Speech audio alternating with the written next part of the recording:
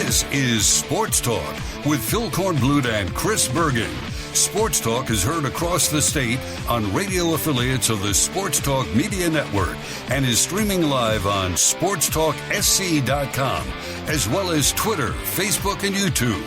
The South Carolina Education Lottery lucky number to call in is 888-898-2525. That's 888-898-2525. Now, here are Phil and Chris with tonight's edition of Sports Talk. All right, welcome back into Sports Talk, everybody, here on the Sports Talk Media Network. It's the Wednesday edition as we continue here in Charlotte. Chris Bergen not with us. Hopefully he's making some progress getting back home from New Orleans. Josh Cohen is at our studios in downtown Columbia. As I mentioned, we're here in Charlotte. Boy, Charlotte, the focal point of the world. Lots of important people in Charlotte today. In fact, today in Charlotte, we, the media, were subjected to some bombastic, pompous, verbose, and highfalutin comments. No, I'm not talking about Donald Trump. I'm talking about the Miami Hurricanes. Boom, boom. See, I worked on that all day. I really need Bergie to be on with me so somebody would laugh at that particular line.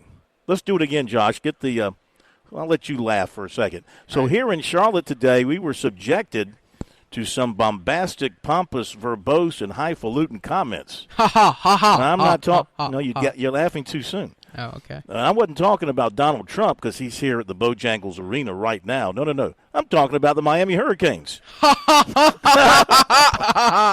you go. There you go.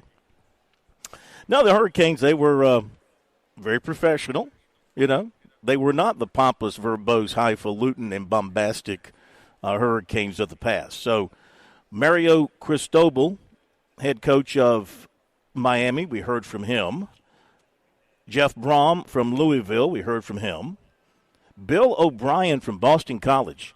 You know, Bill O'Brien, that's a huge name in college football, any football coaching circles. You know, this is a guy that's, I mean, he was so highly thought of, he was hired to replace Joe Paterno at Penn State, okay? He worked with Saban. He worked with Belichick, head coach in the NFL. And now taking over at Boston College, their former coach, now the defensive coordinator with those lovable, huggable Green Bay Packers. Manny Diaz from Duke, first year there. You know, he's a guy, he's like Will Muschamp. He's getting another shot. He had his shot at Miami. He didn't win enough. He was 21-15. Now he's getting a shot at Duke. And then Dave Clawson from Wake Forest. 4-8 last season for Wake, a team that had 7 straight bowl trips. We'll talk more about these teams and what their coaches had to say. And we'll hear from one of them tonight. We'll get to that. We also are going to hear tonight from Brent Venables from the SEC Media Days. Brent Venables, former Clemson defensive coordinator, now the head coach at Oklahoma. It's an SC Wild night tonight on Sports Talk as well. Major Billy Downer will join us 7:35 from the Department of Natural Resources, DNR, here in South Carolina. And his topic, his subject, his focus is going to be on sharks. Yeah, I'm looking forward to that. In fact, I saw a story. I think there was somewhere down near Hilton Head, I think somebody was bitten by a shark here recently. So, you know, it's still summertime. It's warm out there. The sharks are, I guess, coming up close to the shoreline or up to the beach. And got to watch out because they'll eat you. No question about it. All right, our phone number, 888-898-2525, South Carolina Education Lottery lucky number for you to reach us here on Sports Talk. Your comments will be welcomed as we can get to them tonight, so don't hesitate, don't delay, don't be afraid to join us this evening. Got some news notes to throw your way as well. In fact, the Braves today played a makeup game from last night against Cincinnati. They were rained out in that one, and they made it up today in Atlanta, and they lost 9-4. So, the Braves had a team meeting the other day. That's usually the kiss of death. And they go out and they lose 9-4. They were supposed to play another game tonight, but it's been canceled because of rain. All right, so there's other baseball today. Colorado put 20 on the board against the Red Sox, 20-7. Houston beat Oakland 8-1. Milwaukee beat the Cubs 3-2 today. What else we got? Pittsburgh over St. Louis 5-0. Minnesota beat Philadelphia 5-4. And there you go. Game 2, the last game of the Subway Series is tonight. The daggone Mets are going for a sweep. Can you believe that? They're going for a 4-game sweep of the Yankees tonight. All right, a few other things of importance. 888-898-2525, the number. As we wait for some calls to roll in to spice things up tonight. But let me catch you up on a few other top stories as we see them today. USC baseball signee, right-hander Carson Messina has signed with the Blue Jays. 12th rounder. He signed for $550,000. So the Messina brothers are going to make out quite well from their draft choices. Clemson left-hander Rocco Reed, he signed with the Diamondbacks today. 15th rounder, he got $150,000. Bob Markham passed away yesterday. Did we mention this yesterday? I don't know. We didn't because I didn't see it until last night. And it was John Calipari who was tweeting out information about Markham. He revered Markham. Markham was his AD at UMass, and apparently they remained very, very close. So Bob Markham passed away at the age of 87. He had suffered a stroke and was in the hospital. And, he was athletics director at South Carolina from 1982 through 1988. USC joined the Metro Conference in 1983 until joining the SEC in 1991. And Markham was that AD who stood up to his president. And, boy, they fought. James Holderman wanted money from the athletic department. And Bob Markham was not going to give it to him because of things that Holderman allegedly was doing with money at the university. A lot of stuff going on there. And you had the steroids issue during that time. You had the greatest football season in USC history to date in 1984 during that time. You had Joe Morrison on the scene during that time. Joe Morrison smoking cigarettes on the sideline. Pretty cool.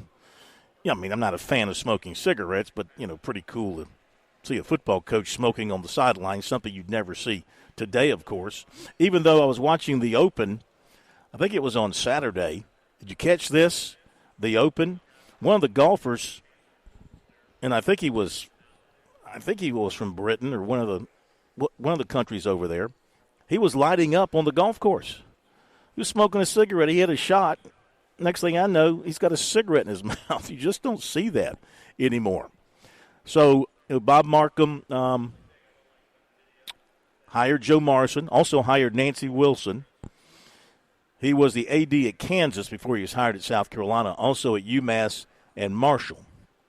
I forgot that he also served as the vice president and GM of the Charlotte Motor Speedway and VP and GM of the Atlanta Motor Speedway. I'd forgotten about his involvement in the racing industry. So Bob Markham passing away at the age of 87.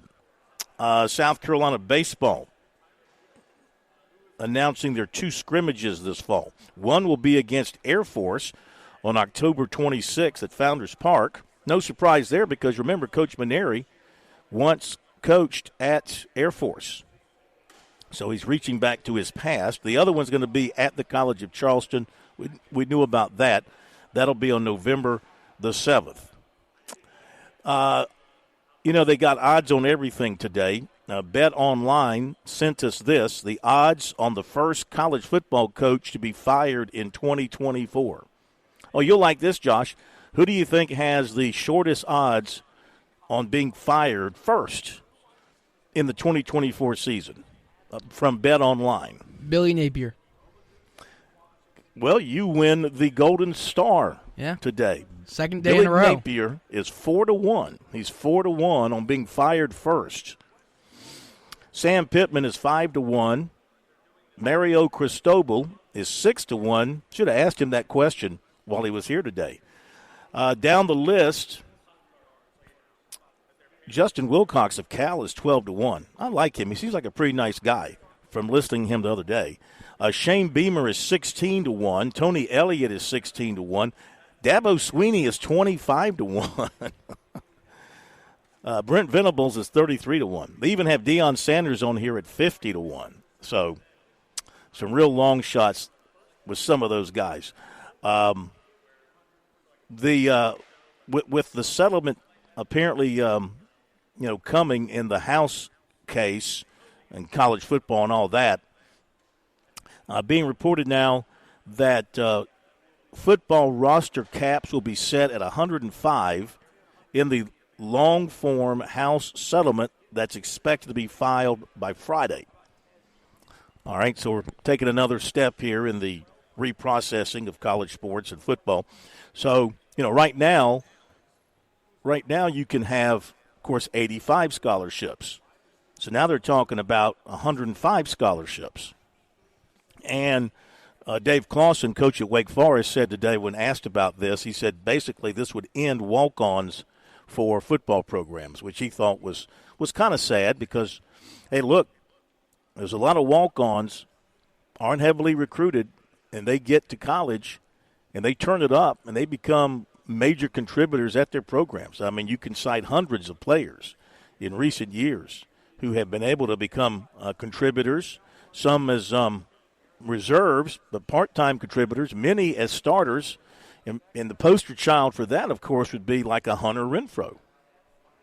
Hunter Renfrow without a walk-on program at Clemson would be a quarterback at Wofford probably. It's probably where he was going to go, Wofford, and play quarterback and maybe baseball. But he goes to Clemson as a walk-on, of course, and the rest is history.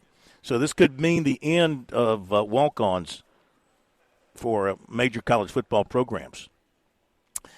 Ohio State's NIL football distribution last year, according to their coach, they paid out about – this is from their AD to Ross Dellinger. They paid out about $20 million NIL football distribution last year. All right, so that kind of gives you an idea of where the bar is going to be set right now. But, here's the thing. That bar is going to keep going up and up and up because if they're spending 20, then what's Michigan going to spend? What's Alabama going to spend? What will Southern Cal? What will what will Tennessee spend? What will South Carolina and Clemson be able to spend? You knew this was coming too, and it's probably going to be spreading like wildfire. The Florida Board of Education ratified a bylaw change today that will allow NIL deals for athletes without forfeiting their ability to play prep sports. So there you go. So, a little eighth grade linebacker on the JV team, he can, he can start up a lawnmower, a yard cutting business, and do advertising for somebody, go cut their grass, get paid for it, whatever. You knew that was coming because the high schools kind of mimicked the colleges. We missed this last night, the Southern Conference preseason polls, and Chattanooga, the favorite to win the SoCon, followed by Furman, Western Carolina, Mercer, Samford, East Tennessee State, VMI, Wofford, and the Citadel. There's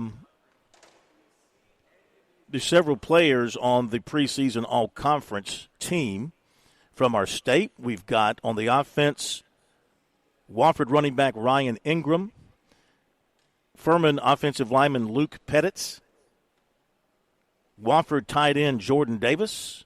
Then on defense, Furman defensive lineman Xavier Stevens, Wofford defensive lineman Brandon Mena, Wofford linebacker David Powers. Wofford defensive back Maximus Pulley. Got to be one of the best names in the state, Maximus. Specialist place kicker Ian Williams of Furman. And that's it for the first teamers. So Wofford's got some good players. See if they're able to rise up a little bit and be a little bit more successful here in 2024. Okay, phone number 888-898-2525. Couple of lines are open. Let's go to Gamecock Larry over in Swansea to lead us off tonight here on Sports Talk. Gamecock Larry, how are you? Welcome in. I got something to tell you, Phil, and I know you ain't gonna believe it, but I got something down today, and I don't believe. Well, it's hard for me to believe. It's for August the 15th. You know what? There's going to be 4 teams leaving the HCC, and they're going to go into SEC in 2026. Florida State, Clemson, North Carolina, and North Carolina State is going to be in the SEC starting the 2026 season. Do you believe that? No. Now, I tell you what I heard it from pretty good source. It's hard to believe. I don't believe they're going to do that to Clemson. And another thing, wasn't Jim Phillips, wasn't he the president of Clemson at one time? No. Well, who was it? Jim Phillips. No. There was a Jim Phillips. There was a Jim Phillips who was the play-by-play announcer for Clemson. But no, the current current ACC commissioner was never the president at Clemson. Okay. Do you believe I mean? No, I don't believe it. I told you I don't. I told you the other night what I think's going to happen. I told you that I don't think they're going anywhere. Okay, let's be counterintuitive here. I don't think they're going anywhere because right now, and I just saw comments from the commissioner of the Big 12 who said they're not taking anybody, that they're happy at 18, what they've got right now. So if they're happy with what they've got, if the SEC is happy with what they've got, and if the Big 10 is happy with what they've got, they got no place to go. Okay, they're going to be in the ACC. Okay, I will tell you that things can change every day. You know, something can happen. But what I'm telling you right now is I don't see anything going down right now. Well, I think you're going to see them in the ACC in 2024 and 2025.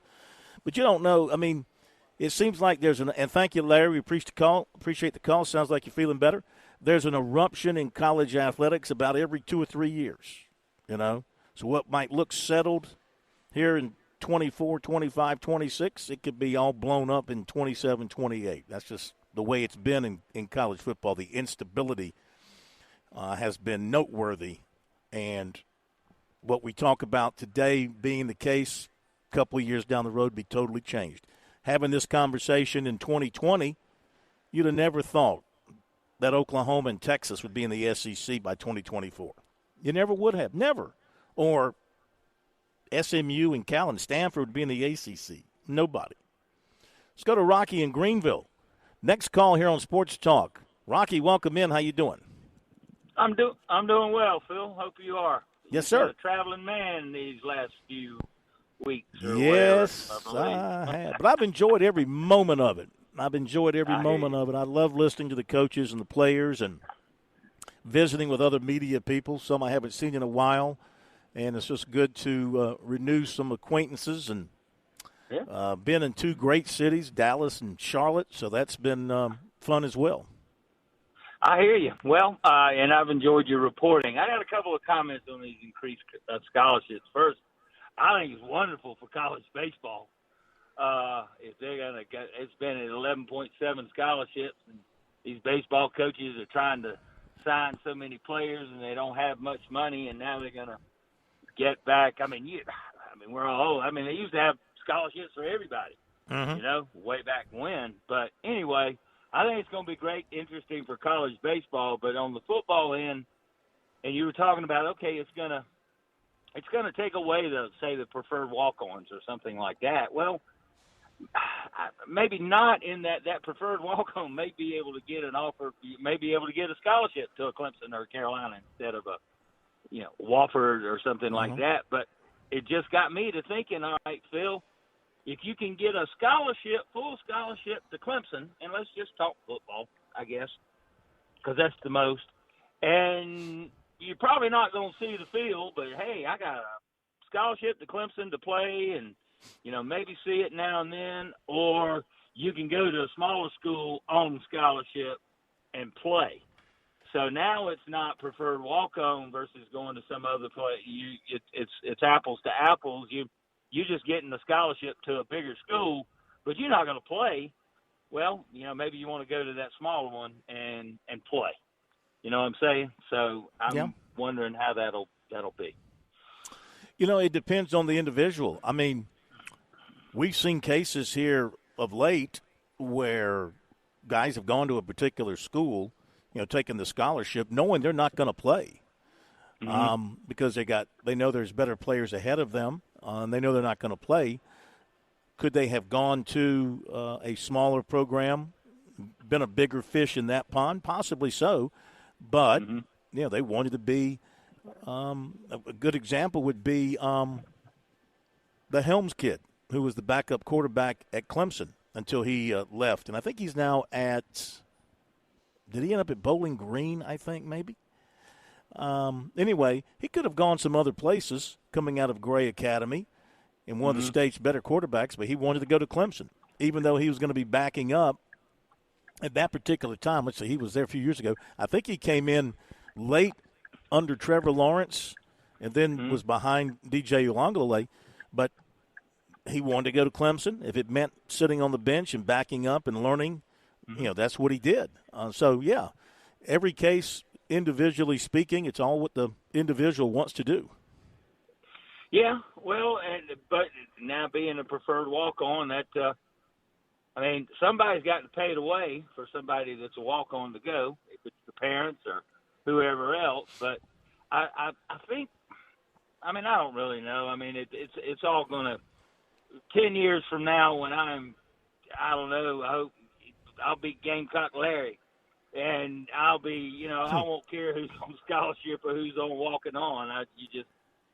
Who the players are. But, I just it's very interesting how all this is evolving. And, keep in mind in this NIL world, this isn't across the board, but, I can remember a year or two ago, I think it was BYU, their collective pledged to not only pay the scholarship players NIL dollars, but the walk-ons as well.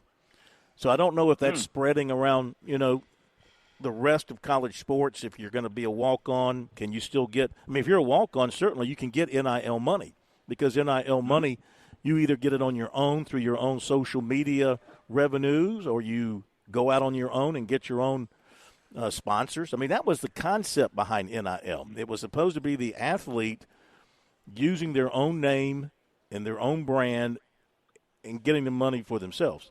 Of course, it's been all changed, through the business of college sports now. And thanks for the phone call, Rocky. Good talking to you. I don't know that the system that we're settling in here for now for college athletics is a good system, with collectives and asking the fans to fund the collectives and panhandling for money with the players and the ADs and the coaches. I'm not sure that's going to be a good way to go.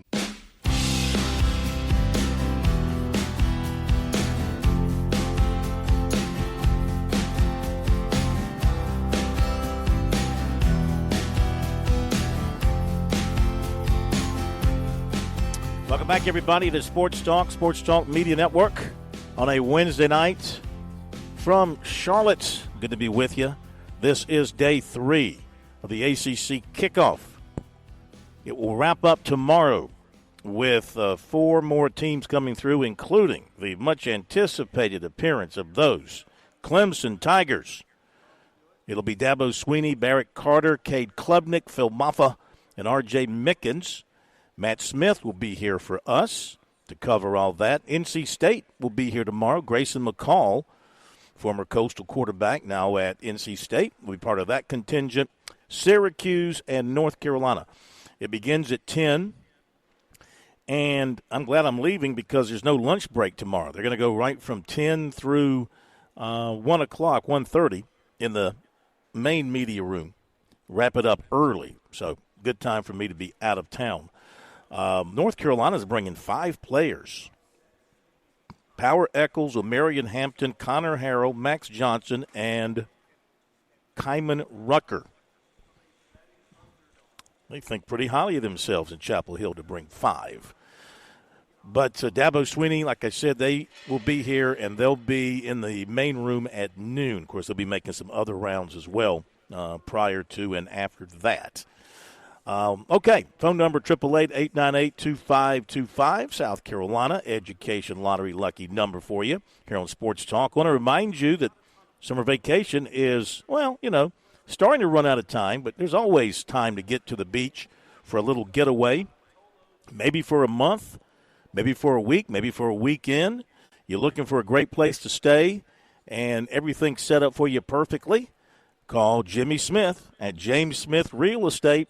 They've been in business along the coast for, 30-plus years, 40 years, so they know what they're doing, and they have a great operation. 843-237-4246. It's a simple phone call. You call Jimmy at 843-237-4246. You say, Jimmy, what's up? A little Go Cox might make him feel well also. So, Jimmy, what's up? Can you hook me up somewhere? And they take it from there. Well, of course I can. I can definitely hook you up there. Oh, that's the response? Yeah, that's what he says, yeah. Yeah. At Paulie'sVacationRentals.com, Paulie'sVacationRentals.com on the web. Again, that phone number is 843-237-4246 for Jimmy Smith, James Smith Real Estate. Let's go to Chris in Irmo. Next phone call here on Sports Talk on this Wednesday. Welcome in, Chris. Good to hear from you. Hey, Phil. How you doing? Good, sir. How are you? Oh, good. Listen, 2 quick questions. Number one, at your SEC conference that you had, what one coach stood out with you? Setting Shane Beamer aside? Yeah. Because Shane always does such a good job, but we're around him so much, we're not, it's just like being around Swinney. Right. He doesn't catch your attention because you hear him all the time. I would say Steve Sarkisian. Okay. And maybe because first time I've ever sat in on one of his press conferences, he's a big name. Mm-hmm. He's a former NFL quarterback. Remember, he was a terrific coach at Washington before he ran into personal issues. He revitalized his life and his career, and I was mesmerized by listening to him. I was tuned in, zoned in. So I was very impressed by him. So I would say Steve Sarkisian. Interesting. Mm-hmm. And my second question is NIL money, both Clemson and South Carolina. Where do you get that information on how that money is distributed from the university, or is that information public? It's not public right now, and I don't know if you can make them make it public. Okay. Because I'm just trying to think. I don't know enough of the legalities and all of that. I mean, you're donating money, you being the fan, you're donating money to the NIL efforts, and the players are getting the money, but they're not employees. So, I mean, it doesn't count as a salary. It's not like you have to disclose it right now. They've been able to do everything, in the dark as far as how this money is how it's coming in and who it's coming from and where it's going. The only thing you know that's transparent or in the open is if a player, an athlete, does a public commercial for somebody and is getting paid. Now, we don't know how much they're getting paid, but Sure. again, the whole process, I understand where we're trying to get to is typical of college athletics because, trying to get to something in the world of college athletics seldom goes smoothly and seldom stays within the guardrails. And the process is, I think the process is unseemly and not very tasty the way they're doing it right now. But they're trying to do it and still keep the concept of non-professionalism in place, and it's impossible. You can't do it and try to maintain that you're not professional. And by having you, the fan, giving money through the collectives, and thus the schools are technically saying we're not paying them, and thus they're not employees and they're not professionals, they're still trying to dance around the same thing they've been dancing around for decades. Sure. Well, just a quick note. This goes back, gee whiz, whenever Lou Holtz was still here at South Carolina, and I was in front of him at a South Carolina function, and I specifically asked Lou, can we not get the players compensated? And he was all in agreement, along with Joe Paterno at that time. He told me, he said, Chris, the only downside was workers' comp. Mm-hmm. And well, I said, I've never thought about that. Yeah, there's that. There's taxes. There's Social Security. Yep. There's all these things. I mean, it's a complex deal. If they become employees, it's, as you well know, I mean, you work for somebody or somebody works for you. It's all kind of paperwork and all kind of taxes and expenses and everything else that goes into play. So I think we're just really touching the tip of the iceberg on where this thing is going to eventually land. And once this lawsuit is finally done and put in place, and then the schools are going to know exactly how much they're going to have to budget right now to pay back wages, so to speak, to pay back the players, not the current ones or the incoming ones or the ones in the future. They're talking about $20-something million per school for players that came before. So still a lot to be worked out. Yeah. Good enough. All right. I appreciate the call. Thank you, pal. I appreciate you taking my call. Yeah, appreciate you calling. Good hearing from you. All right. Phone number 888-898-2525 is the number. Got some time if you want to join in. While we wait for more calls to come in, I'll tell you about the teams, coaches that came through today here at ACC Kickoff.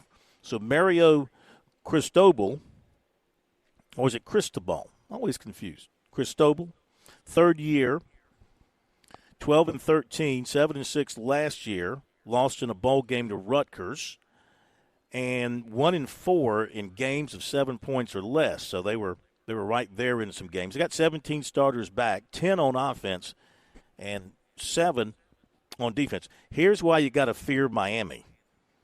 Cam Ward, transferred from Washington State, and he is, by all accounts, spectacular.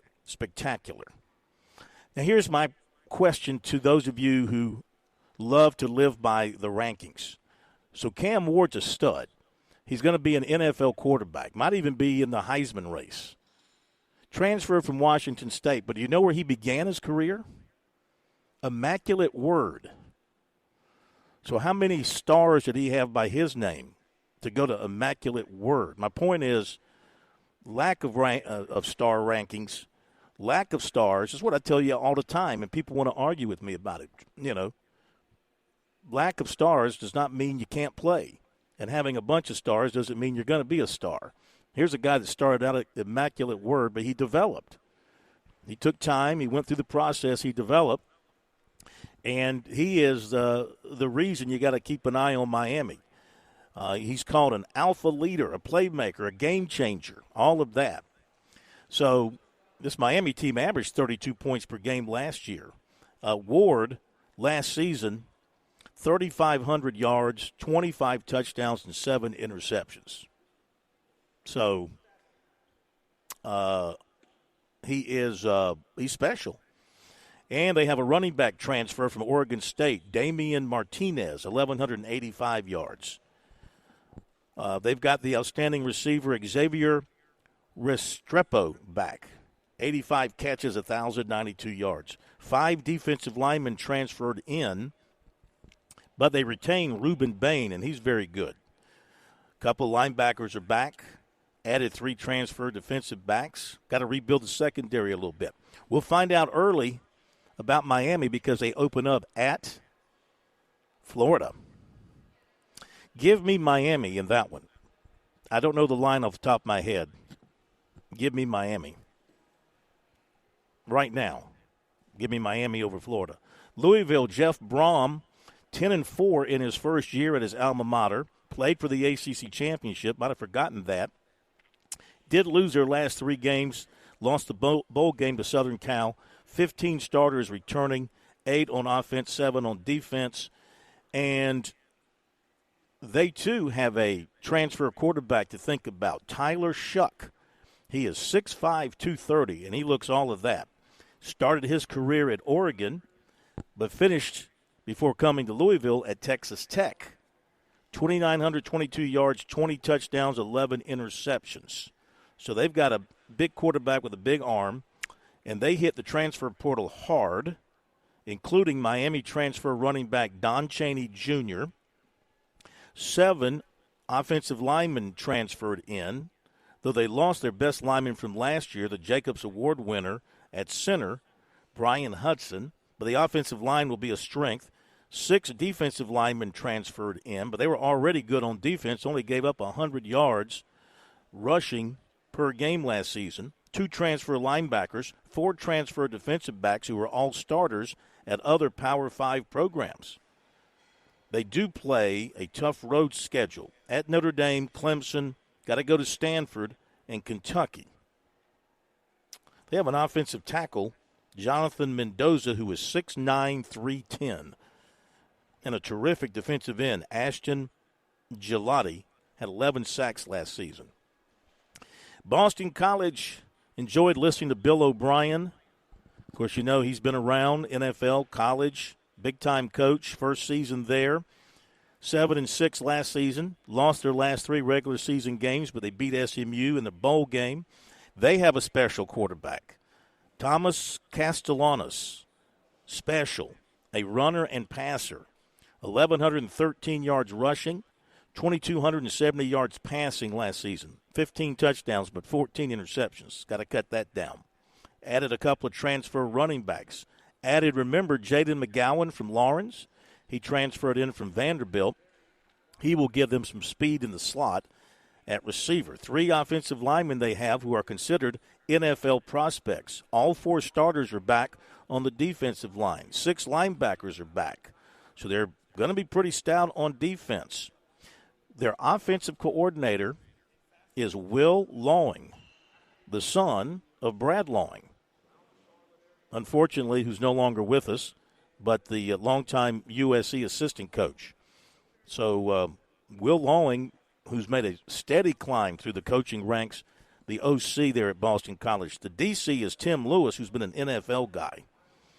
So they open up at Florida State, and then they play, later on they'll play at Missouri. They'll play at Virginia Tech. They'll play at SMU, so kind of a tough road slate there.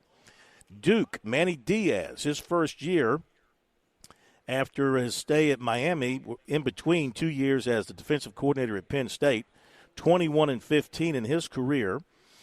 Duke 8-5 last year, 4-4 in the league, won 4 of their last 5 and won their bowl game. They've got 10 returning, 5 on offense, 5 on defense.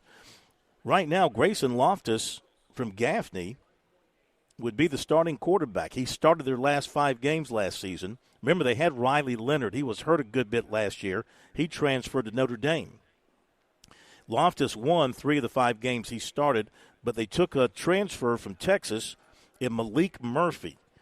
He is 6'5", 238. He was heavily recruited, but, of course, playing behind a couple of other pretty good quarterbacks there at Texas, wasn't going to see the field. So he headed out of town and landed at Duke. Leading receiver Jordan Moore is back, had 62 catches, 800-plus yards, 8 touchdowns. And the leading rusher is back, Jaquez Moore, 674 yards. Only one offensive lineman returned, so they took 7 transfers for their offensive linemen. And they have a new offensive line coach. 2 starters back in their secondary. The linebackers look good. They lost their top 5 defensive linemen, and they brought in 2 transfers. First 4 games of the season for Duke look pretty winnable.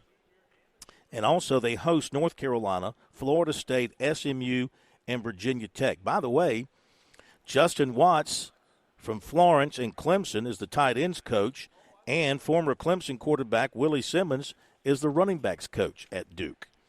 Finally, Wake Forest, Dave Clawson, going into his 11th year, 63-61, had a streak of 7 straight bowl seasons snapped last season when they went 4-8 and 1-7. So they've been on a nice roll. Their problem last year was quarterbacks. They played 3 different quarterbacks, and that's not good. You got 3 quarterbacks, you got none. They only averaged 20 points per game, 16 fewer than the previous season. They gave up 27 per game. So they've got to solve the quarterback riddle. They took a transfer, Hank Backmeyer, who began his career at Boise State and was at Louisiana Tech last year. He's thrown for over 9,000 yards in his career. So if he's got that kind of arm, and he's got some good receivers, he has got coming back the number 2 receiver from last year in Taylor Morin, and maybe their best receiver, Donovan Green, who missed all of last season with an injury. He is back, so that will help. Offensive line was hit hard by injuries last year. A healthy offensive line will help. 7 defensive linemen return, and Jasheen Davis at defensive end is considered an NFL prospect. They return all but 1 of their linebackers and return 2 starters in the secondary. And they open with 4 home games, including Ole Miss. They also have Clemson, Cal, and Duke at home, and they'll play at NC State, North Carolina, and Miami. So there you go. Synopsis on the teams that came through today. We're going to hit the break on Sports Talk and to come back with more as we head towards the top of the hour. We'll hear from some coaches coming up. And 7:35 SC Wild tonight with Major Billy Downer, who is actually in Hilton Head. And his topic tonight will be sharks. Sharks are looming off the South Carolina coast, the Atlantic coast. Got that coming up. Hit the break. Be back in just a moment.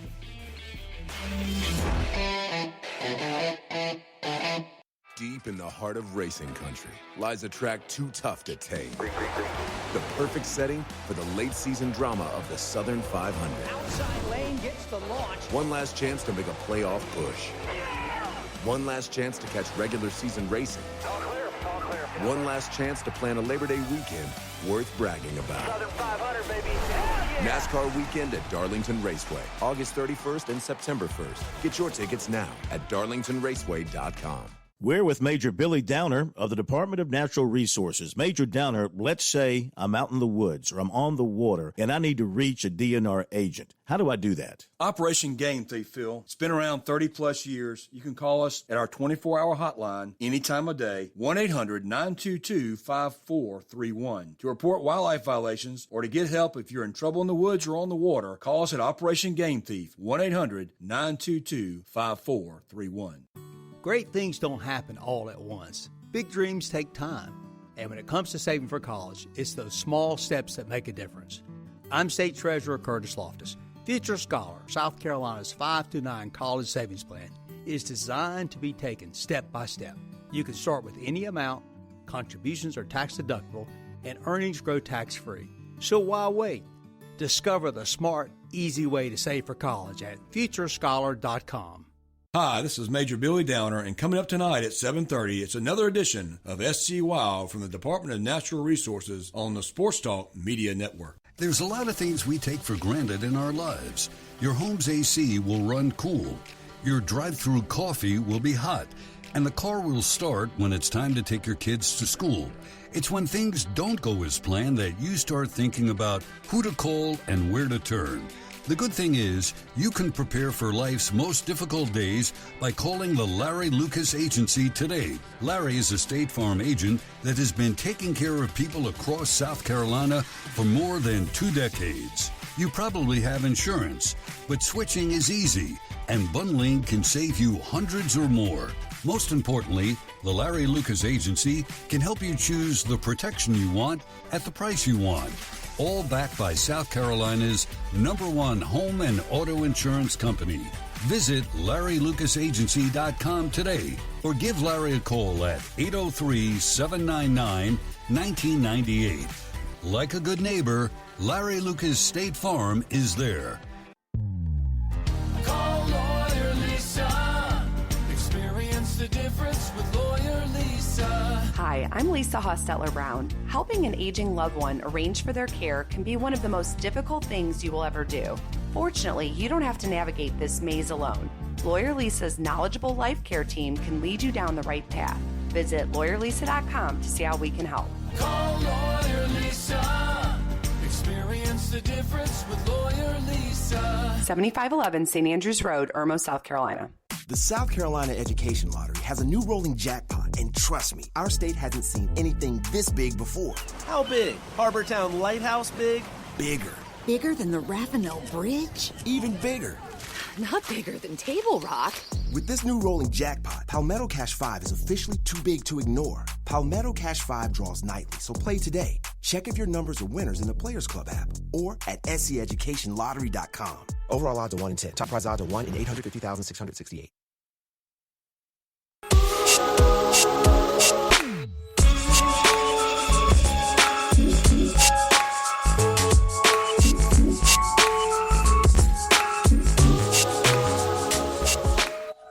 All right, we're back.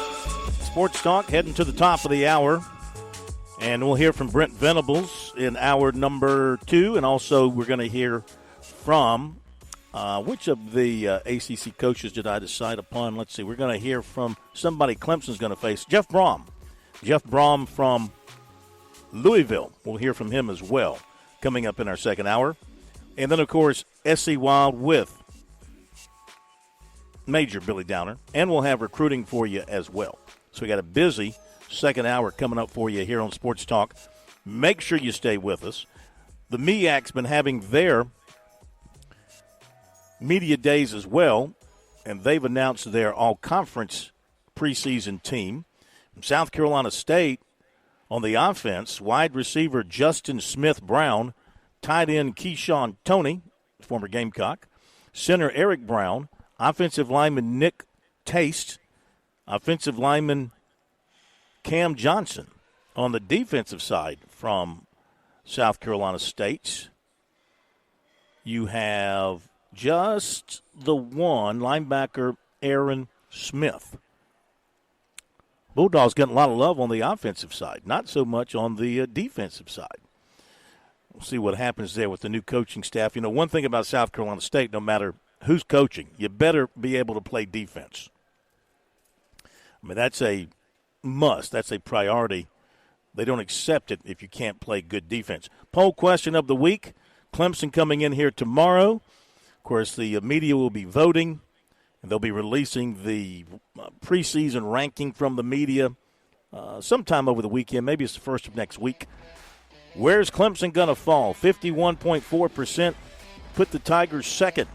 20% put them first. This is out of 350 votes. 17.4% have the Tigers third. 11.1% have the Tigers fourth. I think I will vote for Florida State number 1. It may be Clemson second. Be back after the top of the hour break. Welcome back to Sports Talk on the Sports Talk Media Network. You can reach the guys with the South Carolina Education Lottery lucky number, 888-898-2525. That's 888-898-2525. Now back to Phil and Chris with the second hour of Sports Talk on the Sports Talk Media Network. Okay, back with the Sports Talk Media Network from here in Charlotte, where the ACC kickoff took a back step this evening. Of course, everything's done here, but, Donald Trump is in town. He's at the Bojangles Arena. And I tell you, people go a little crazy when politicians are in town. They were talking this morning on my ride in about traffic. Even at like 9 o'clock in the morning, the guy wasn't going to be here till 6 o'clock tonight. And they were talking about traffic around Bojangles Arena and Independence Boulevard already, being a problem. It wasn't at all. I drove right through there, nonstop. I think people just presumed that onlookers and slowpokes would be, going through there. But that wasn't the case. Blew right through there with no trouble. Now I would not go anywhere near that place because I know it's jammed up and packed with a bunch of traffic right around there. Okay, back to the more important items here in Charlotte. And that, of course, would be ACC football and the coaches who were in. Jeff Brom at Louisville. And, of course, Louisville will be facing Clemson coming up this season again. And they'll be coming to Death Valley. Jeff Brom in year number 2 had a very good first year, 10-4, played for the ACC championship, losing to Florida State. Here are some questions to him and some of his answers from earlier today. Coach Dan Tortora, wakeupcalldt.com. Just looking back on your history, Howard Schnellenberger, your head coach that you had when you were at Louisville, those words of wisdom, those moments of wisdom that you can take with you, do you ever reach back to anything in the toolbox that he gave you? Well, I was fortunate enough to play for Howard Schnellenberger, and Coach Schnellenberger had a tremendous history and past of only undefeated Super Bowl team in Miami Dolphin history. Took Miami to the national championship, built programs at Louisville, Florida Atlantic. But really when I played for him, he was known as a quarterback guru, coached a lot of great quarterbacks at Alabama with Barry Bryant and even at the Miami Dolphins. So the thing that I took from him the most is he was a master motivator. He got his teams to believe that they could beat anybody when they stepped on the field. He did it with him saying, outlandish things to the media, like we're on a collision course for the national championship, the only variable is time. But he wasn't scared to say those things. So because of it, his team believed that they could win. And while I may not be as braggadocious as that, we want our team to take the field and expect to win every time they go out there. So we definitely learned a great deal from him, and he achieved a lot. And even though he's not with us now, I'll never forget all those moments. Coach, also front row, right side. Hey, Coach Brom, how are you doing today? Jalen Wilson, CFB Nation. Of course, you made it to the ACC championship last year. And I wanted to know what steps in practice and training camp have you and your team taken this offseason to build on last season's success? Well, I think it's important that you build a team that likes to compete, that loves football, that loves to work hard to win at a high level. So we want to provide that atmosphere and that environment for our guys that they want to come over the building and put the work in and know that if you want to be great, you're going to have to work at it. And I think we got a group of guys that do that every day. While we had some good success last year and we're 10-1 at one point, we lost our last 3 games. So I think because of that, there's a lot of things to learn, a lot of areas to improve, and I think it's caused the hunger to get back in us right away and understand that if you want to be really good, you got to beat big-time opponents, and you got to find a way to win close games. So, these guys we have here with us today, and even our whole entire football team, they've worked hard. They have a great offseason. They understand we have good challenges ahead of us this year, but, this is a competitive league with a lot of parity and a lot of really good football players and coaches, and if you don't expect and bring your A game and play your very best, you're not going to win.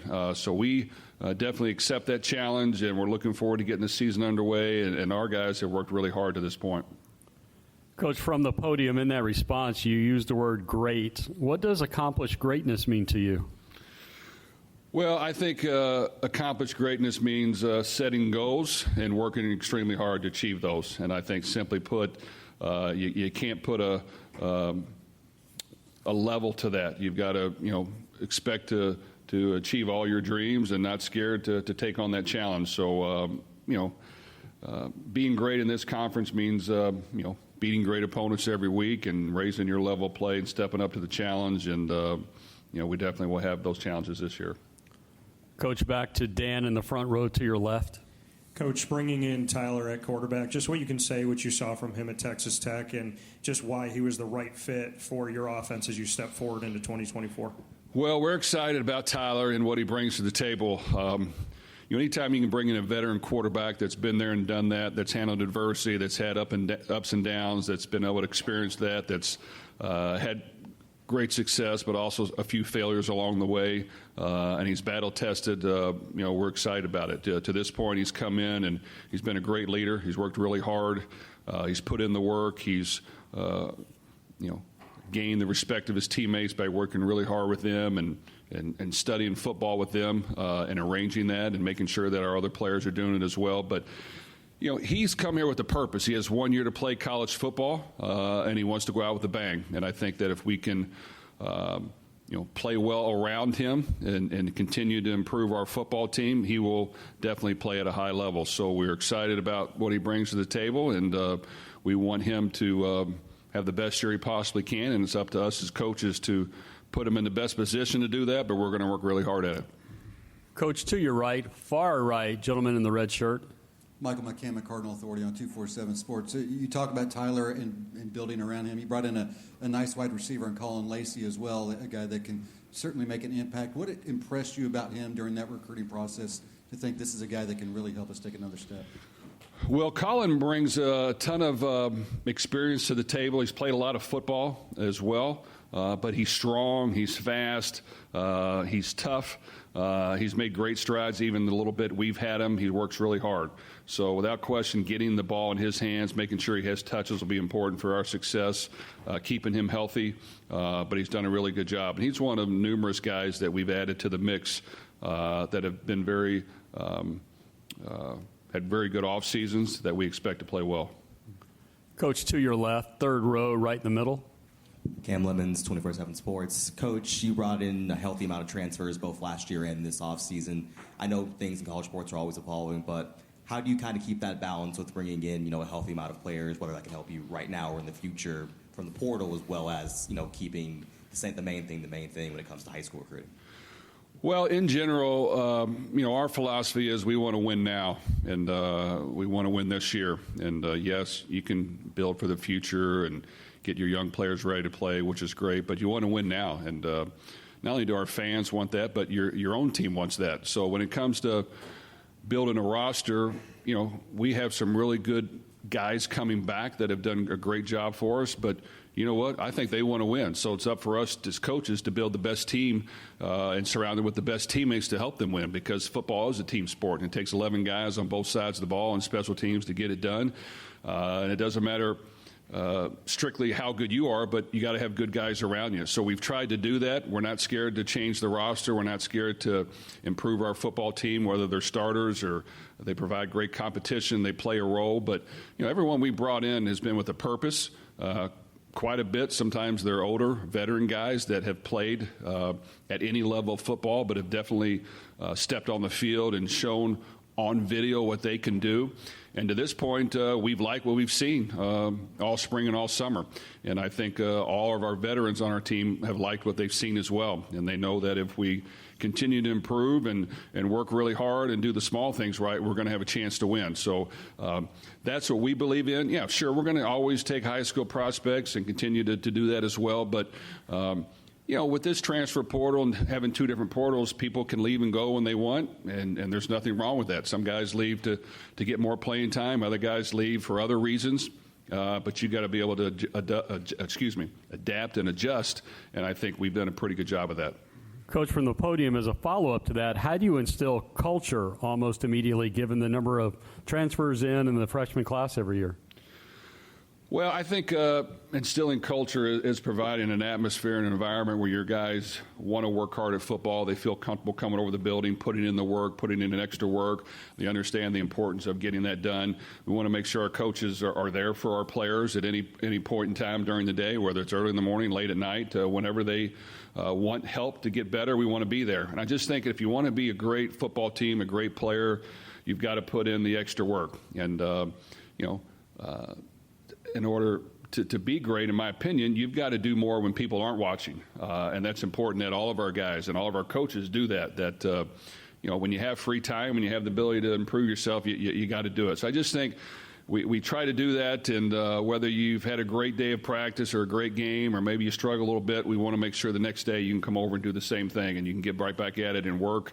But we've got a great group of coaches on our staff that are really good people that do things for the right reasons, in my opinion, but they're willing to help our players work hard to achieve success. And our guys, we have a lot of guys on our team that really put a lot of extra time in, and I think if the more guys you have doing that and the more they put into it, the better chance you're going to have to win. Okay, Jeff Brom from Louisville, and again, they'll be going to Clemson on November the 2nd. That could be a big one for both teams. They did not play last season, Clemson and Louisville. Last time they played was in 2022, and the Tigers won that one 31-16. 21, the Tigers won 30-24.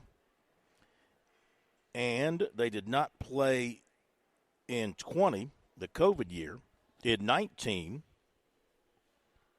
they did play, and Clemson won 45-10. So the Tigers have, of course, had the upper hand on Louisville, but there's been some very good matchups between the two.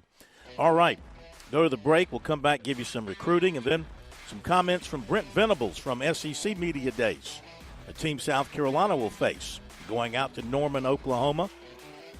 And he's jacked up, pumped up, fired up about being in the SEC. With that Oklahoma brand, that Oklahoma tradition, those Oklahoma athletes, he thinks they'll be right there competing for a championship. Be back after this break.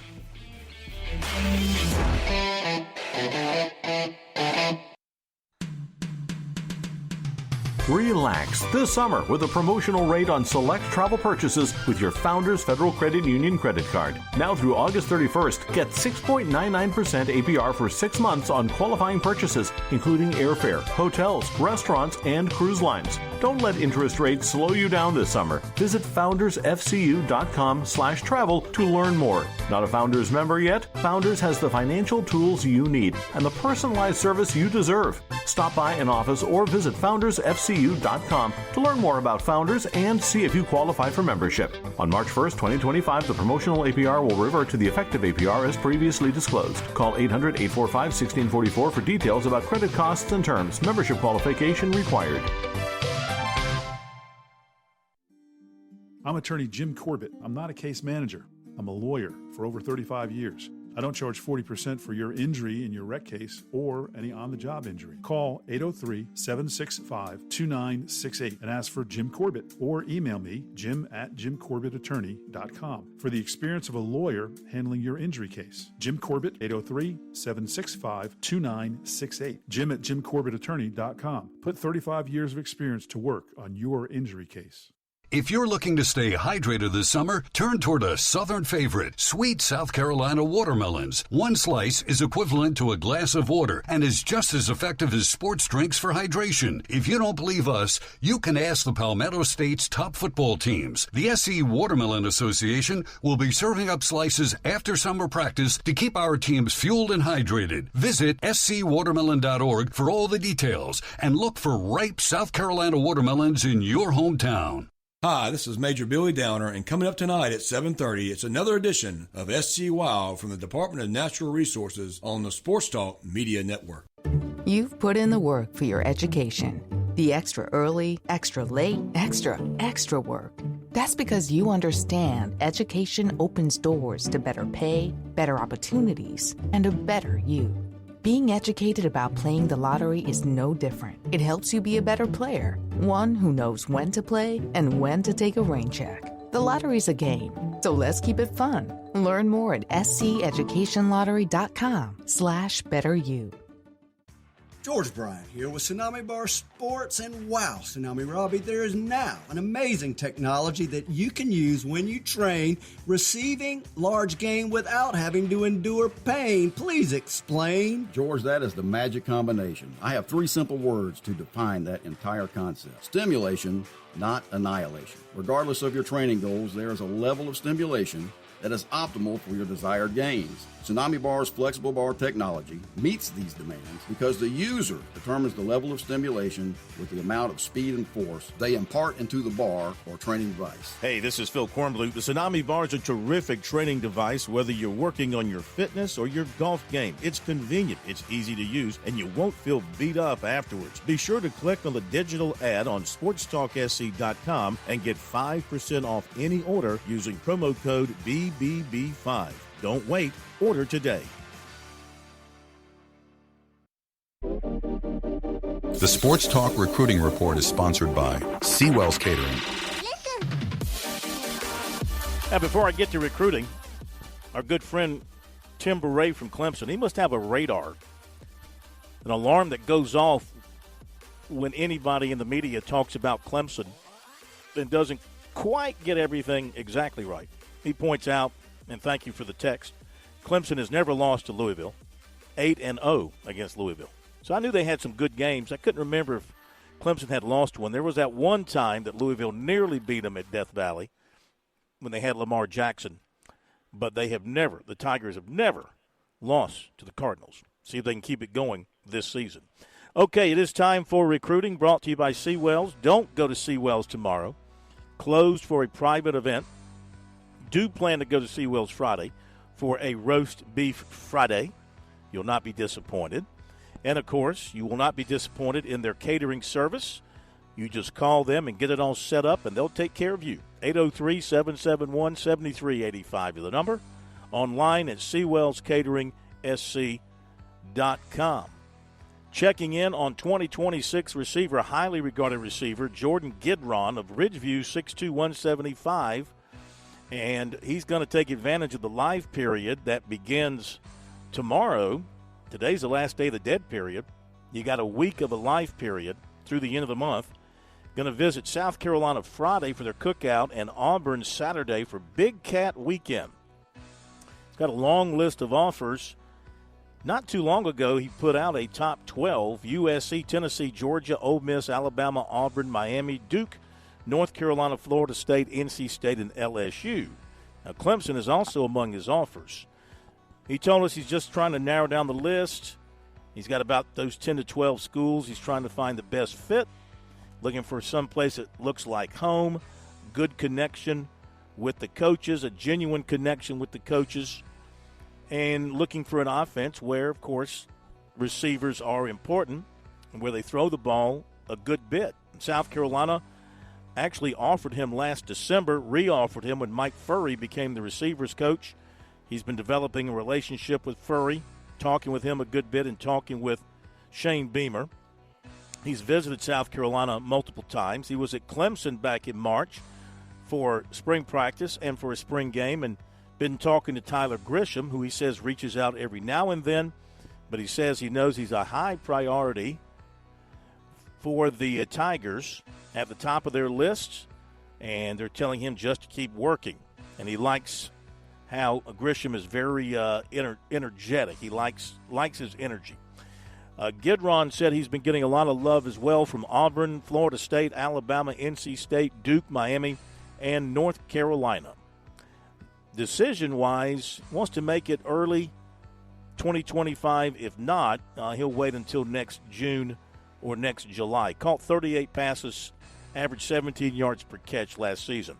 Receiver Dylan Alfred of Saraland, Alabama, will visit Clemson Friday, and then he's going to visit Ole Miss on the weekend. He was once committed to Ole Miss. And 2026 quarterback Javon Gilmore Gaffney plans to be at the South Carolina camp and recruiting function on Friday. He has also reset his commitment date for August the 1st at 5 o'clock. I think he was going to announce like around the 29th of this month, but he has decided to push it back for a few days. And he's been working on a short list of NC State, Louisville, Virginia Tech, Arkansas, and Texas A&M. South Carolina has not yet offered. We'll see if anything happens on Friday. And there you go. There you go with the recruiting report tonight, brought to you by Seawells. All right, to the SEC. One of South Carolina's opponents this year will be Oklahoma. Brent Venables, very familiar to everybody in the state. From SEC Media Days, here he is taking some questions and giving some answers. Really looking forward to getting started. Things started here at the end of July. Really excited about our football team. We've got a great blend of both experience. I believe we have, give or take, around 24 players that are going on their third or more year as a starter in college football.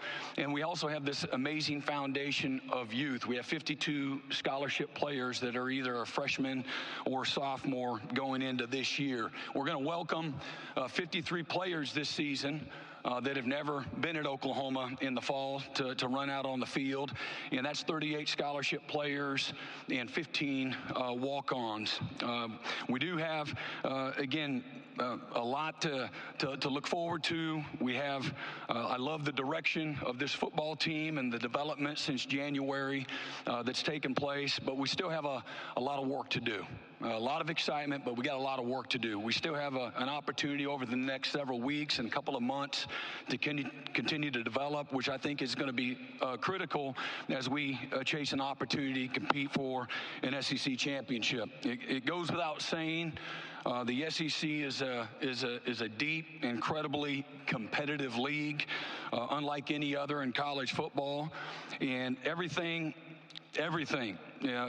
again, about this league is about parity. It's about competitive depth, and it's a one-possession league. As we've looked at it, outside in, you've got incredibly challenging venues. Every member of this conference, top to bottom, is committed to the excellence that this conference represents. And so, as a football program, being in our first year, we are really looking forward to the challenge. Hey, Brent, Bob Holt, Arkansas Democrat. I had a two-parter if that's okay. Kevin, he knows me, so he can help you if you forget the other part. I was wondering if you could talk about Jackson Arnold as your quarterback. I know he played in the bowl game. How big was that? What are you expecting? And then I know OU's won a lot of titles and Heismans and all that, but how ready do you feel like OU is for the SEC transition?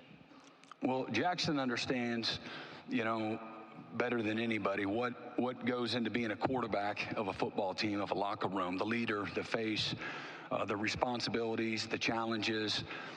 What I feel best about and have the most peace about is his ability to be able to handle the highs and the lows, the challenges, the success, the failure that a season will bring you. Nobody is more competent or more ready. Now, even though he's a young player, and we've got to, in some ways, be the headlights for him. That's why they call us coach. But his skill, his arm talent, his toughness, his instincts, his ability to lead people, bring out the best in people, no question about it. He's ready for, his opportunity and his moment. Okay, there you go. Some comments from Brent Venables from Oklahoma.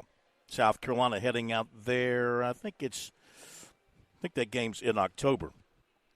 Looking forward to that. Never been to a game at Oklahoma, so can check that off the list of must-see places to visit in the world of college football. October 19th, Gamecocks heading out there. A couple of quick things before we hit the break, and we go to SC Wild. Garrett Gainey, USC right-hander, signed with Tampa today.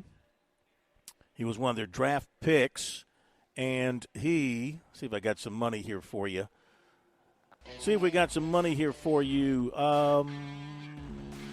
Let's see here.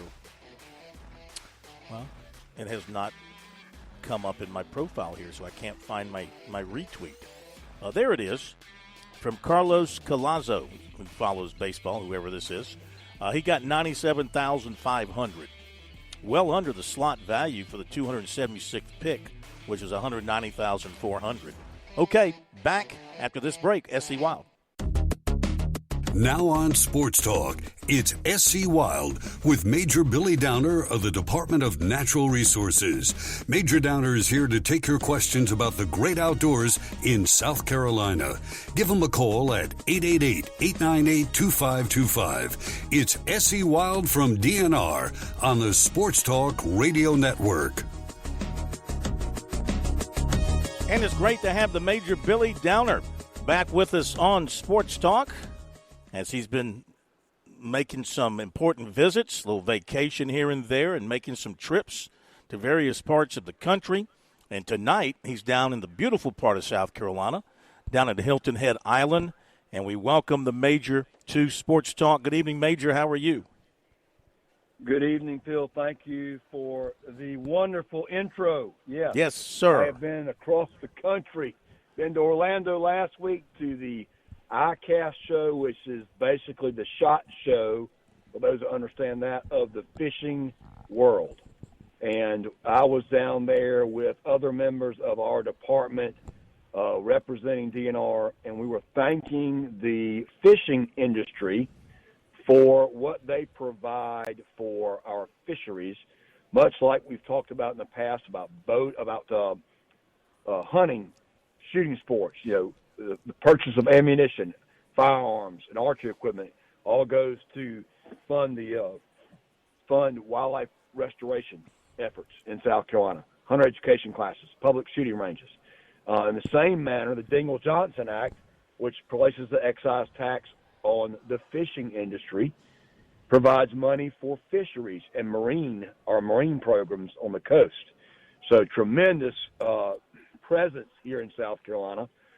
Shimano, Shakespeare, Pure Fishing, Zebco, names that everybody's heard of.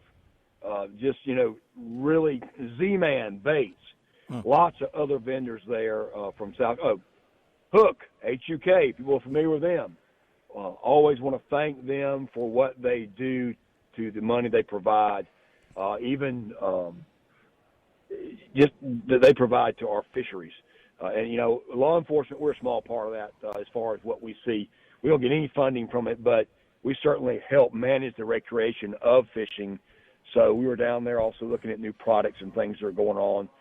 But again, it's amazing to see how many nationally known and recognized fishing manufacturers are located in the Palmetto State. So really cool to be a part of that. Was glad we were down there, but that's what I was doing last week.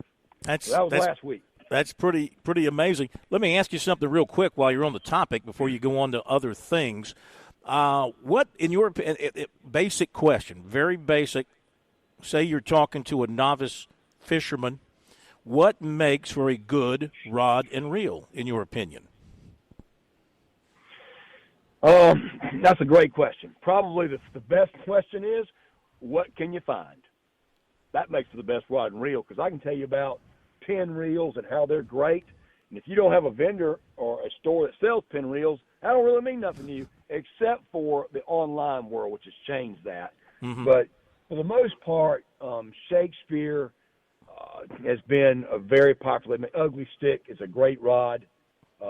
It's a name that's been around for a long time. But you'll find people that have favorite rods, just like they have favorite camo, just like they have favorite brands of khaki pants they wear, and favorite shoes. Everybody's got their favorite brand.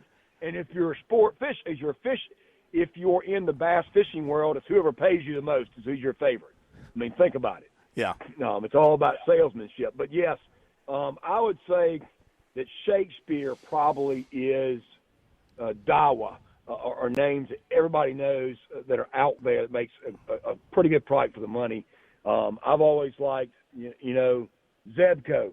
As far as the best reel for a starter fisherman, people laugh, but Zebco 33 is what I started with, and I still love it today in certain environments. It's great. The old push-button Zebco 33, the Zebco 202 was also a good one for small fish like panfish. The Zebco 33 will work on bass. I mean, it's just all the way up. Now, you're not going to see a pro out there fishing with a Zebco 33. It laps off the lake. But I'm just telling you, for the basic person starting off, a Zebco 33 combo is hard to beat. If you're looking for a rod for a child starting off, Zebco 33, Zebco 202 for the smaller reel. But those are both push-button reels, really easy to use. I love a 202 today if I'm pan fishing. If I'm fishing for panfish, I love a 202 reel. Just great for me. I like that. Yeah. But, people love what they call open-face reels. They love spinning reels. They love those types. On the coast, probably spinning reels are more popular than anything else. And every brand's out there in the sun. It's great brand. Penn is the gold standard, literally, quote, gold standard when it comes to offshore fishing. But those reels can be in the hundreds of dollars. You can get smaller Penn reels for a couple $100, and that's a quality reel. But your basic person going out fishing, a Shakespeare rod and reel combo is great to start with. All right. No doubt about it. All right, hang on a second. We'll talk more about that and get into your other topics, but we want to tell folks that they can reach you. If you've got a comment, question, something you want to discuss with the Major, phone number here on SC Wild from DNR on Sports Talk is 888-898-2525. Major, let's go to CJ up in Woodruff. He's called in early with something for you. CJ, you're on with Major Downer. Good afternoon, gentlemen.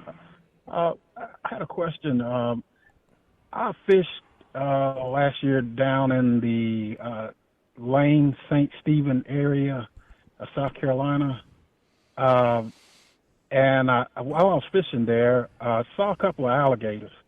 And I thought back to a show that I saw on TV. This company have a business, this family has a business in Louisiana where they remove reptiles from businesses or homes or wherever they may be a nuisance. And there was a business that called the guy out. He came out. He immediately got out, saw the reptile in a little canal by the business, jumped in the water to try to locate it. It was a huge alligator, and I just wanted to ask a question. Should people look at that show and say, well, they're not as dangerous as we perceive them to be? Because I did see some people in the water in Santee around the St. Stephen area, but I also saw alligators, and you keep hearing about people being killed by them, but I wanted to ask you about that. Thank you. Go ahead, CJ, Major. Great question. Thank you for that question, and thank you for allowing Phil to have yet another moment on the stage with one of two of his favorite animals. And we're going to talk about both of them tonight, so thanks for bringing up alligators first. Alligators are absolutely should be given a wide berth. Now, as I've said so many times for the last 6-7 years with Phil, alligators are not crocodiles. When I started this show, I'd say that alligators don't have the aggression that crocodiles do. However, in the last 6 years, we've seen a change. 6 years ago, I could tell you that no one had been killed by an alligator. That is not true today in South Carolina. The number of alligators and the number of people moving into natural alligator habitat puts more people and more alligators in touch with each other. And when you do that, alligators are going to lose every time. Again, alligators have a very small brain. It's meant to tell them two things, as I always say, and Phil's going to laugh, but it's either to eat or reproduce. I don't want an alligator looking at me and having to decide either one of those things. I've said it over and over again. But they are an animal that reacts. Sometimes they make mistakes, but that mistake could cost you. And because we have more interaction with alligators, that's happened now. We've had people that have been killed. You need to jump in the water like the shows? Absolutely not. Yeah. Are alligators going to be coming across the lake to come kill you? No, most likely not.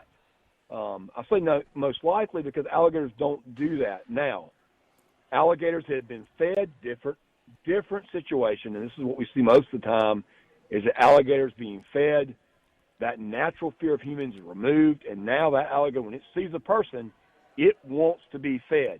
And we had a situation last year when an alligator came out of the water and bit a person on the leg, let go, and ran back in the water. The reason it did that, we found out later, that alligator had been being fed day in, day out. Mm-hmm. So it saw a person. Its brain said, food, he's going to feed me, ran up, he didn't feed him, animal bit, because that's what it's going to do, then runs back in the water. Now, do I want to be bit by an alligator's mistake? or do not. And people who get bit in the water, it's very hard because alligators' tendency, if you fight, they're going to close down and draw into the water and pull you in. And they are a powerful animal. So, no, do not swim in the water. Don't jump on them. Give them a wide berth. They're not going to come in your boat after you. But they do that thing called the death roll, right? The thing called the death roll? Well, they call it the death roll. What that is basically is alligators have very blunt teeth. They're not sharp. They can't they swallow things whole like a turtle, or they take something, they throw it under the water where it rots, and then they come up and they grab it and they roll to pull chunks off that they can eat. That's how they feed. Now, when you pull back on an alligator and fight, it's going to roll in defense.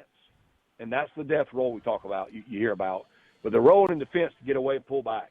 And that's where you've seen people get bit on the arms, the hands.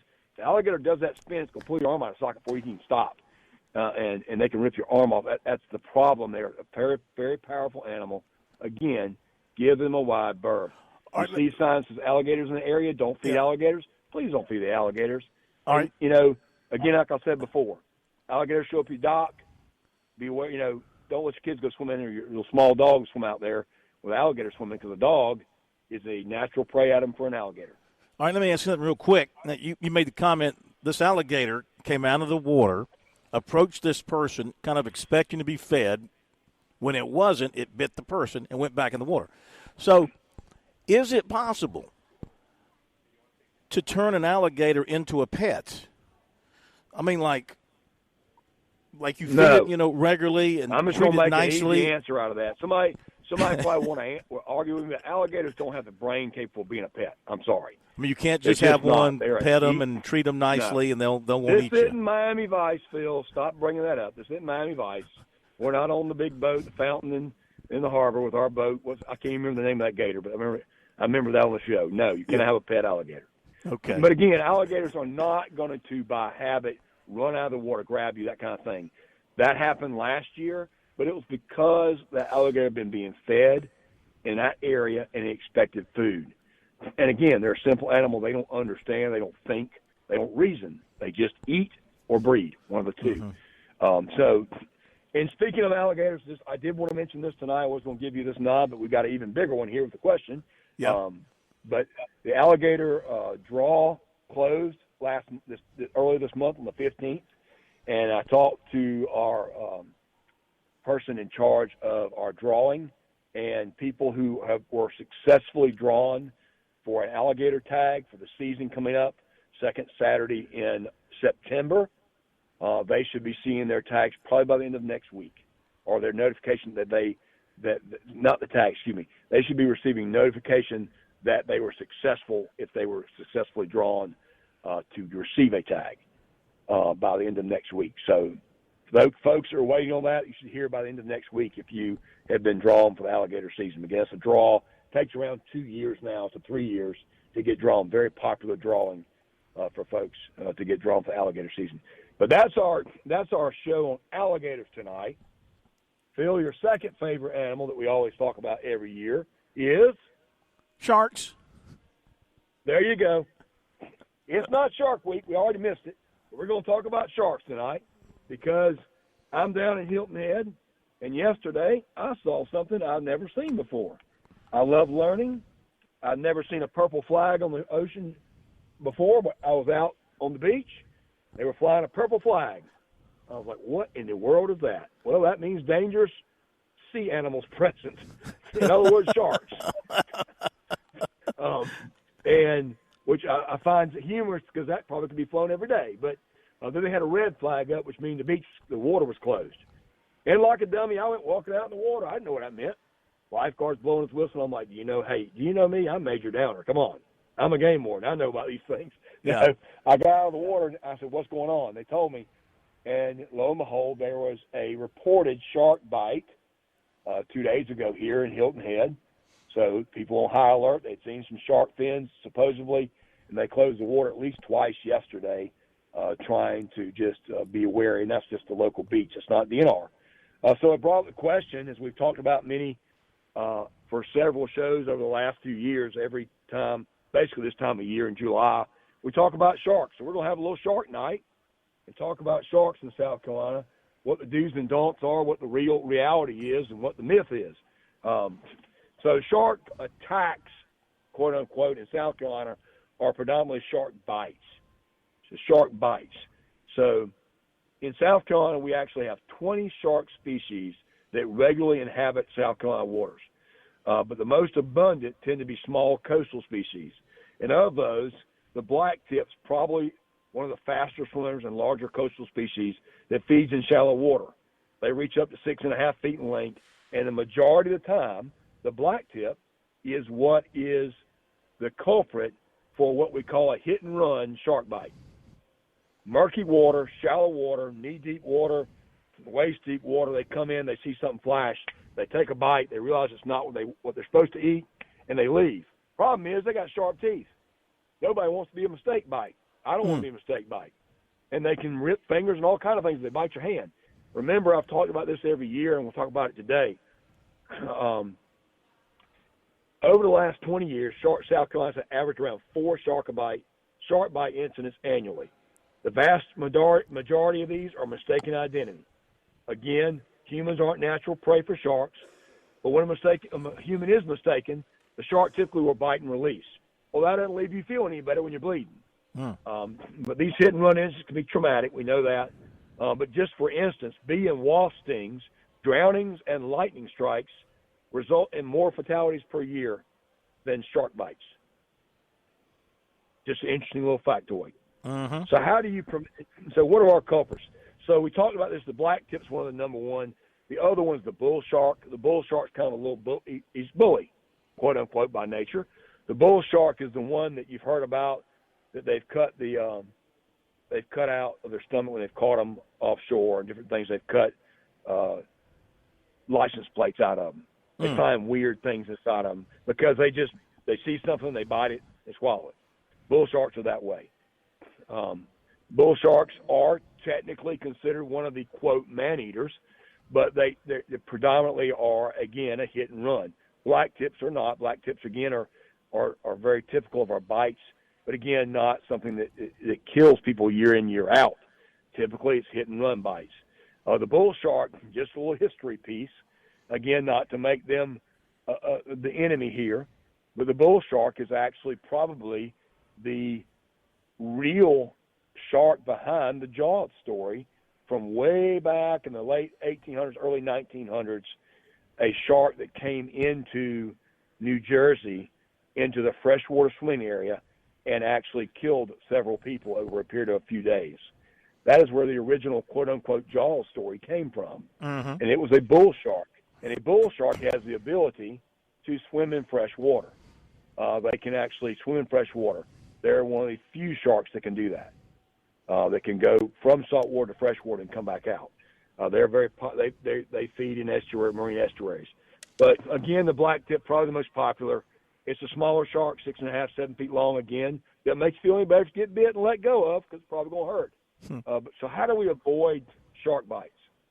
Number one, avoid wearing bright colors and shiny objects. I remember when I was young, Mama wouldn't let me wear red. Wouldn't let me go out on a red raft. Remember those red rafts? She said, if you had the blue and red, we'll make sure the blue's down because the shark sees red, he sees blood. That's not true. That's not true. But the bright colors are something that will attract their attention. Shiny objects in the water. When we saw shiny objects, here's the common mistake we see that is predominant in a lot of shark bites that happen. People wearing jewelry in the water. A diamond ring, a gold ring, a watch with a glass, casing that the sun through the water shines in that murky water and flashes. Well, that flash can easily be mistaken by a shark for a fish scale reflecting light, and they bite at it. And so people get bit in the hands, the extremities. That's where shark bites generally occur in South Carolina. Not to say that people don't get eaten in Australia and in other areas where great whites are predominant. But in South Carolina, the blacktip shark is one of our main culprits. And avoid wearing shiny objects in the water. Don't go in the water if you're bleeding. That should be obvious. Sharks do have a tremendous sense of smell, and they can sense blood, absolutely. So don't go in the water if you're bleeding. Avoid swimming alone in the murky water at dawn or dusk. Now, a lot of our coastal areas are murky. That's just how our water is. But don't go in the early morning or at night. Don't go swimming at night because that's when sharks typically feed. And they're going to be, in the shallower water looking for fish in that time of day. So, again, typically our shark bites in South Carolina are hit and run. They're a bite. They let go because they realize it's not their prey item. And black tips are the number one culprit. They're a smaller shark, around 7 feet in length at the most. But, again, that doesn't make you feel any better if you got bit by a shark. So I don't want to downplay anyone who has been bitten by a shark. It does happen. How do we avoid it? Don't wear shiny objects. Avoid murky water, being in the ocean in the early morning hours or late evening hours at dark particularly. How about avoid bright, shiny colors. And don't go in the water if you're bleeding. Yeah, how about the stories we hear about people, shark comes up on them, threatening whatever, and they hit them on the nose or something, and the shark swims away. I mean, is that a good defensive move to hit them in the nose? I mean, I guess if you're getting ready to get bitten, anything you can do to get that shark turned around will work. Is that a scientific method? Not necessarily. All their sensory perception is on the nose, so there is some belief that hitting them there shocks them for a moment. But if they're that close that you can put your hands on them, best thing to do is get away. Get away from them. Don't thrash around the water, splash, and attract them either. Yeah. Which, that's easier said than done. You see a shark, you're probably going to freak out a little bit. Most people do. What's interesting is the black tip shark, which is the most common of our hit-and-run type bites, is the number one shark that most people go fishing for. They're more predominant because they do breed here in South Carolina waters, and their young will go into our estuaries and feed because we have a rich estuary system to feed as they're growing up. So the black tip is the most common shark most people go fishing for if they're going to fish for shark and eat shark. Interestingly enough, the black tip is very popular.